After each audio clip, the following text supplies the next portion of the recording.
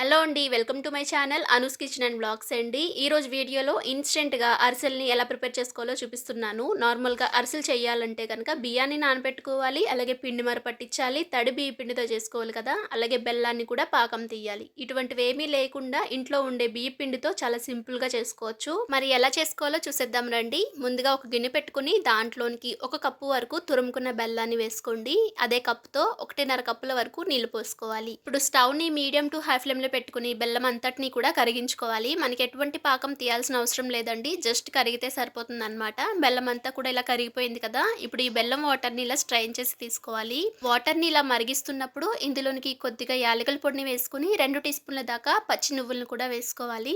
ఇలా వేసుకొని ఒకసారి అంతా కూడా కలుపుకోవాలి.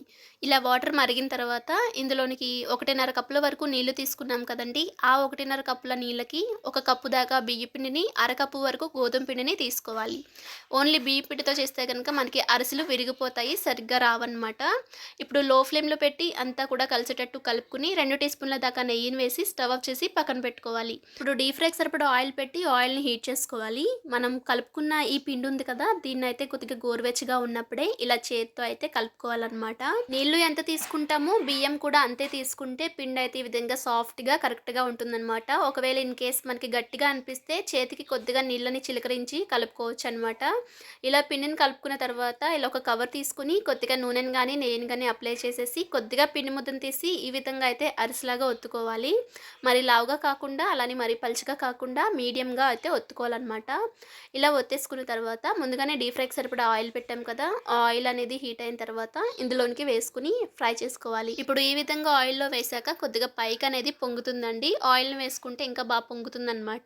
మీడియం ఫ్లేమ్‌లో ఇలా 2 వైపులా కూడా మంచిగా వేగిన తర్వాత తీసి ఇలా ఒక ప్లేట్‌లోకి వేసుకొని ఫ్లాట్‌గా ఉండే ఒక బాక్స్‌ని గానీ, గిన్నెని గానీ తీసి ఇలా ప్రెస్ చేసామంటే ఎక్సెస్ ఆయిల్ అంతా కూడా వచ్చేస్తుందనమాట. చూసారు కదండీ! మనకి అచ్చం అరిసె అయితే ఎలా ఉంటుందో అలాగే ఉంది కదా! ఇప్పుడు నువ్వులతో కూడా చేసుకుందాము. నువ్వుల్ని కొద్దిగా తీసుకొని అందులో కొద్దిగా నీళ్ళని చిలకరించి కలుపుకుంటే గనక మనకి నూనెలో వేసేటప్పుడు నువ్వులనేవి విడిపోకుండా ఉంటాయి. ఇప్పుడు కొద్దిగా పిండిని తీసుకొని నువ్వులన్నీ కూడా పట్టించుకున్న తర్వాత సేమ్ అదే విధంగా అరిసెనైతే ఎలా ఒత్తుకుంటామో అలాగే కవర్ పైన ఇలా సన్నగా మీడియం సైజులో ఒత్తుకోవాలనమాట.